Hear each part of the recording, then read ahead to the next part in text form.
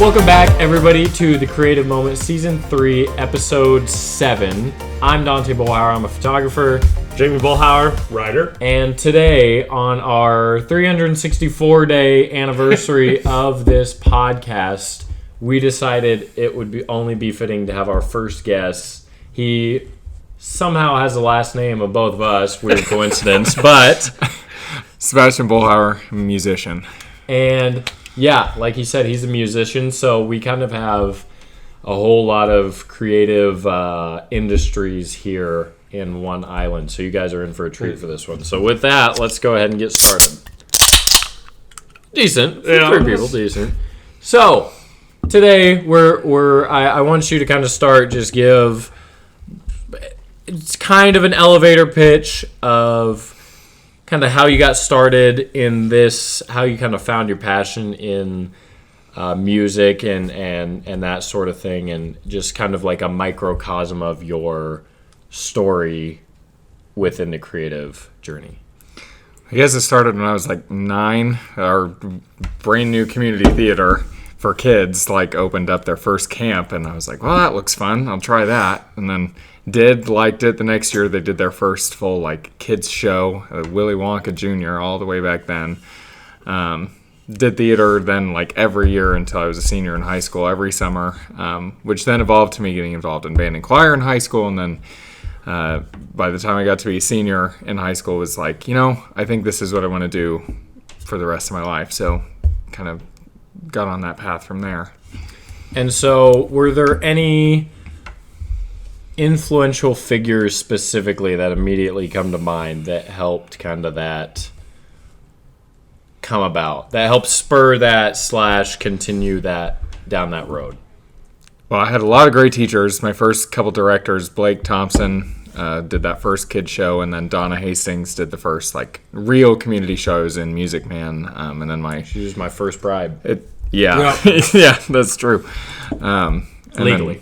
Right, yes, legally. And then I had some really good teachers in high school, Dr. Rhodes and Mr. J, Miss Johnson. They all encouraged me.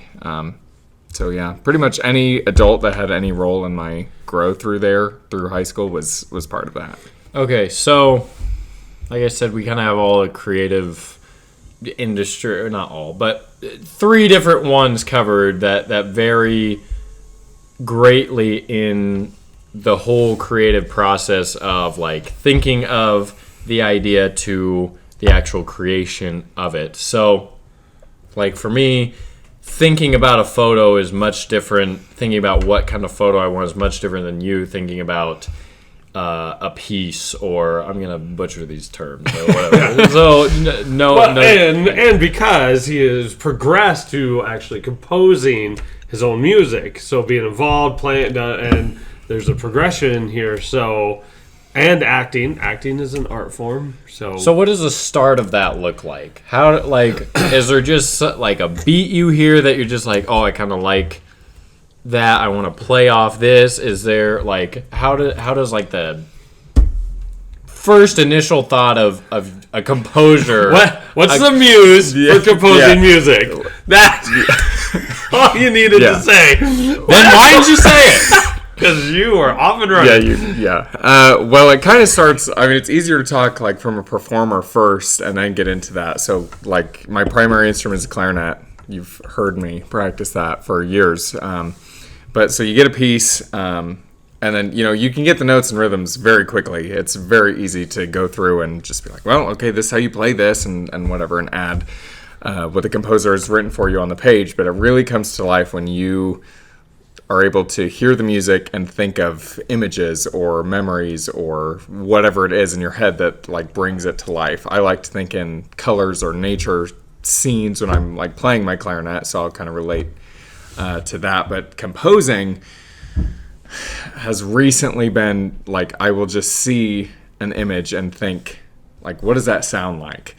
Or I'll write, get inspiration from you, like the poetry world, and since I've written some of my own stuff too, like I'll take it home and be like, okay, what does that sound like? How can I make music out of that? So it usually starts as something concrete, and then try to go into like, how do I evoke that in something intangible? So emotion plays a big part. So we talk about that a lot, how emotion plays into our whole creative process. So okay, so let's dig a little abstract there. So you said like you see an image and stuff, because we talked and we deal with having a strong foundation in your skill set, knowing. So when you are inspired by a scene, how does it transfer into your mind, like into quarter notes, have no melodies, like how does that go? It's kind of a big undertaking. It doesn't get that specific that quickly. I guess the newest form of inspiration that I have is I'm going to attempt to write a symphony, which is a huge thing. But I on the way to Aurora every day drive over the Platte River, and I see it every day, and every day it changes. I'm like, you're just like Platte, and then you're like, that's good. Yep, that's exactly how that happens. Platte yeah. River. No. So I'll. That's why I'm asking. I was selling hamburgers. What does that have to do with? It sounded like a jingle. Yeah, that sounded like a jingle. Anyway. So you go over the Platte. Yeah, you don't do that. I'll go over the Platte, and the last few weeks I've been thinking like, okay, what is like when the sun comes up in the morning and it's just sitting on the water? What does that sound like? Like, how can I get that to come out? Or now it's really, really dry, which is weird for this time of year when it's supposed to be raining all the time. So I've been thinking about like, how do I evoke drought through sound? How do I make dry sound? How would that come across? And as Nebraskans, like the Platte River is something that most of us know about. So, taking a concept that we all know and try to universally relate it through sounds no one's ever heard is kind of a big thing. So then how does that get on paper? Well, so when I was driving yesterday up to Lincoln, I was just voice memoing a bunch of ideas. Like, okay, idea for this part in this scene. Start with like these instruments on these notes and go there. So it's all in my head, and I have to just speak it out loud, or I'll sit in front of a keyboard and play what the sounds are. I'll sit with my computer. I have a notation software that then I'll open, start inputting notes. It'll play them back for me on every different instrument. Like I have all these different sounds. It does a lot of the work for me. So I'll take what I hear or the ideas I've written down or spoken, put them into this computer, like whole notes in the tubas or all these other sounds that I can make. So say you thought of the Platte like smooth, whatever, flowing. You kind of know you want that sort of sound, and then you just experiment with like, okay, do I go from like E to A, or what like do I flow from that, or does it sound better going from clarinets and flutes to create that, or like is there like a somewhat of like usually for this type of emotion they use a guitar, or like is there kind of a template sort of technical way to go about things, or not? Is it just kind of whatever you feel is right? Yeah. There is a template that you could use. Obviously, like certain things work, certain harmonies work, certain instruments work to get the color of certain sounds that you want. But the thing I like most about it is that I can just do what I think sounds good and what I prefer. So certain instruments or certain intervals or certain notes historically will have certain feelings associated with them. But for now, I'm kind of going like, well, how can I use like a piano in a different way? How can I, like, what are different ways I can get different sounds out of these instruments or these notes that hasn't been done? Because there's been a lot of music written. There's been a lot of things that have, followed certain templates and followed traditional rules of composition or music theory throughout history. And you use that as your base, and then you can kind of expand out from there, which is, that's what I'm trying to do. And when you're taught music ed in college, you take a composing class and an arranging class because, there will be times when you're like, I don't have any tenor saxes and I need to rewrite a part for altos so they can play it. So they teach you kind of how to do that. So I didn't take a full-on composing track like you would, because you can major in composing. So I'm taking that base and then trying to expand off it. Okay, because I was saying, listening to all the concerts and stuff there has actually been a lot of nature-based songs that we've heard. Even the one that you did at the Brooklyn, which is trying to encapsulate the sounds of the city, and the talked about. You'll hear metal grinding, that idea. So how does having that knowledge base help produce the newer aspects that you're trying to do? Well, a quote I heard in college was relating to composing and music theory and all this was, you learn all the rules as a student so then you can break them as an artist. So if I were to just sit down without, that's kind of how I approach my poetry. I was never formally trained on this is how you write poetry. I just kind of write it. It's just for me, I publish it, but I don't. For me, it's not that I want other people to read it. It's just for me to have something. With music, it's different. I'm trying to get other people to relate to it. So if I were to just go into it kind of I think this would sound good, or I think this would work, or these instruments, whatever, I'd kind of just sound like a jumbled mess. There are certain rules that you have to follow that are just baseline, but then from there's a lot of room for creativity. So if I didn't have the knowledge on how it worked intimately and what rules work, what is considered dissonant or consonant, all the stuff, then I wouldn't get any of it to work, and it would just kind of exist in my head. And Stephen King, we talked about that. That he said you got to know grammar to be able to break grammar in his book on writing, and I think that's a fundamental law of creativity. Yep. And some people will say, it's something I heard in photography too. You have to know the rule of thirds to break it. The unpopular opinion, I'll just do the... No. Real art, you have to understand what works so that you can actually then break it to get the response and the expression that you want. And there are reasons those were made rules in the first place. Because in principle, they work. Yeah. How you kind of work around them creatively is in some of your style. Anybody can use rule of thirds, but I center everything. That's kind of a rule of third, but not your typical not the eye is on it's supposed to be on one of the intersections. Maybe I don't put it how you break the rules within the rules is kind of the style that you give as an artist. So I have a question. We've had a whole episode on this. So with AI, obviously, and in fact, you said you're using software that does a lot. But you don't even have to play the music on a trumpet, but yet you can hear it. So what are your you could type in, and I have never used ChatGPT yet, but you could say, write a symphony. And I don't know, but it would write something. So what are your thoughts on, one, how that could potentially play, does it, or do you see it playing into your workflow? And two, do you see it being, what are your just general thoughts on it within the, with the music industry? The technology affecting your craft?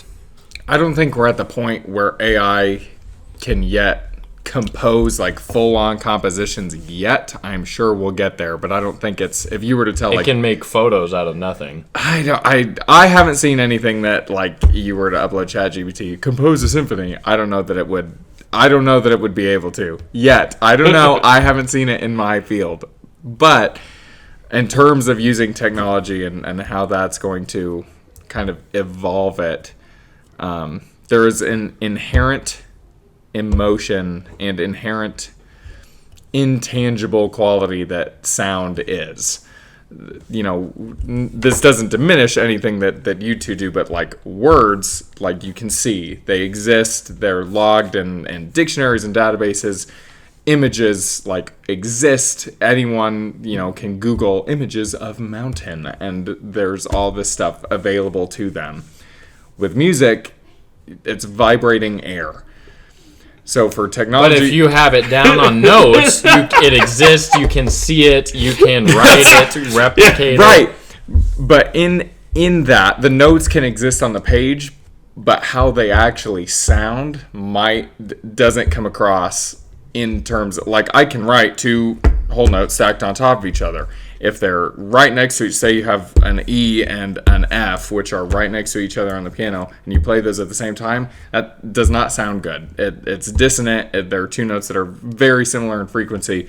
So if a computer was to compose music that just placed notes randomly, just kicked it out and like, well, this is a symphony, you'd be correct, but how does it actually sound? Does it sound good? Does it sound constant? Does it follow part writing rules? I don't know. I don't know how that's going to look in 5-10 years.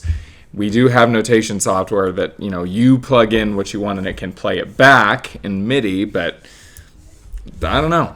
It's so interesting. Well, no, okay, I'll have to agree because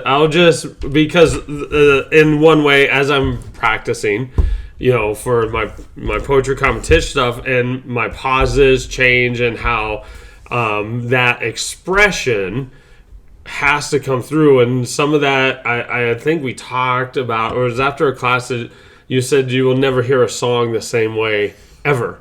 I mean, in a live performance of a song will never ever be the same because of a different breath, a different note, a different because the notes are there, but the expression of the musicians throughout whatever. Somebody's having a bad day in the band, somebody's having a great.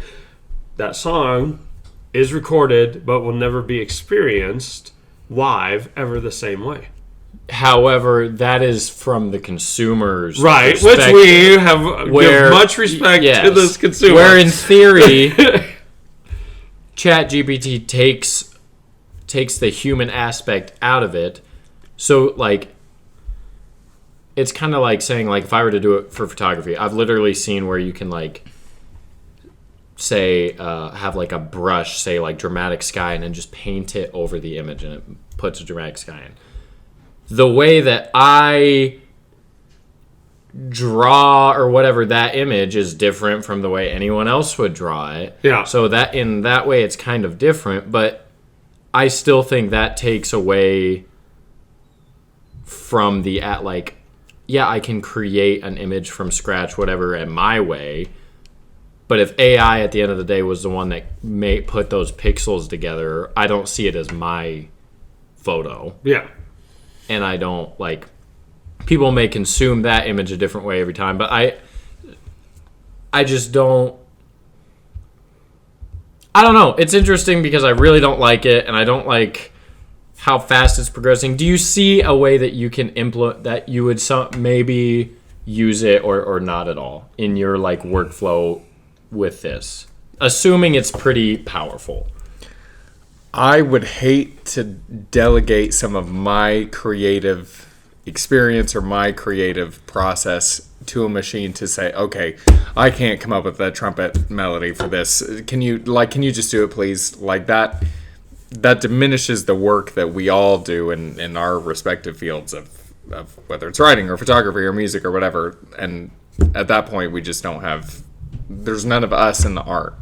So I would hate to. If there was a way I could say, I need this exact part transcribed for me, and it could just kick it out. Okay, great. Because doing that can take some time if it was already done in some other way. But other than that, if it was me creating my own thing, I would want to do it because I also hate it. Okay, next question. Why is music important? Is that the period? Okay. Much like our other two things, the arts exist purely because of themselves, for their own sake. Music can influence us in ways that nothing else can because it is intangible. The ancient Greeks and Romans, like Plato, Aristotle, all these ancient philosophers believed that music was the order of the universe, and that listening to certain kinds of music, even back then, could influence who you were as a person. So they wanted politicians to be courageous and brave, so they would want their politicians to listen to music that sounded courageous and brave. So music can shift your mood, can impact, your amount of empathy, your amount of understanding for other people. It teaches you how to interact with each other and with the world in a way that is so abstract but so profound in that way, because it's intangible, and you have to decide how that fits for you or how you feel about it. All right. So you do a little poetry. You don't do much photography. I mean, you take pictures, but like, great segue. I have taken pictures on my phone. Yes, I have done that. Yes. What are kind of some things that you see as kind of similarities between just kind of the creative realm, but specifically like you've dabbled in poetry, things that maybe you can take out of writing or photography, whether it's consuming or making or whatever, that you touched on it in the beginning, but that you use, whether it's composing or just in your field. Well, for poetry, when I write choral music, I've been trying this entire semester to write a piece for the Aurora Music Department because I've been student teaching there. I wanted to leave them behind with something, and a lot of times when you write a choral piece, you take a famous text by a famous poet like Emily Dickinson or Robert Frost. Now that his work is all in public domain, and I'm sure we're going to see a huge blow up of choir pieces that have his work in it. Dr. Seuss. Right, yeah, anything. If you wanted to write a Dr. Seuss choral piece, you take that poem and then you set it to music. I worked on a couple different poems that other people wrote, and I was just like, it's just not personal. So then I tried writing what would be a song but a poem to set to music. And so a choral, you sing the words in the poem. Yeah, essentially, okay. Yeah. Okay. And you can kind of play around with like, do I want to repeat this line a bunch of times or whatever. You can mess with the poem a little bit to fit the song. So it's hard when you have that in mind. You're like, I want to sing this poem. You're writing that in a completely different way. You're still thinking about rhyme, and you're still thinking about cadence and rhythm, like and feet and all this stuff. But you have to think about it in a different way. Like sometimes I write, in my own, like how I would speak normally in my dialect, in modern, like 21st century, 20-year-old man. How am I talking? And that's how I write a poem. Can't write that if I want to sing that piece in a choral setting. So it's hard to think about it, and you have to write in a different way. And finally, I was able to get something that I think worked, because then you have to set that text to musical notes and rhythms, and that's just hard. With photography, it's much easier when I am a performer thinking of different images that you've showed me, that you've taken on your various trips or whatever else, just images of nature. When I'm going through, like when I did my clarinet recital, I pretty much thought of a different nature piece for every song that I played over that hour. Just put me in a different mindset. It got me beyond what was on the page and took me somewhere that I was portraying something, if not to everyone else, because they're obviously not going to know. I think he's thinking about a forest scene while he's playing this. I was thinking of that and was then able to more authentically perform in that way. Okay, so we started this entire podcast thing with defining creativity. So kind of to end this, I want you to, what is the definition of creativity? Taking what you are passionate about and contributing something positively to the world that wouldn't have otherwise existed had you not had that thought. If you're going to, on the spot, try to pinpoint me that. Just off the cuff. Yeah. Yeah, so, we I think some similar chords we've struck. Emotion, obviously, through creativity, plays a huge role, no matter what little niche you're in. Emotion is kind of the core. Whether you're thinking about this image or poem, it evokes that emotion that you then want to convey in the piece. It plays such a powerful, integral part in just the creation of almost anything. Mm-hmm. Well, there's the difference. Talking about the AI thing, there's the thing that we have that will never.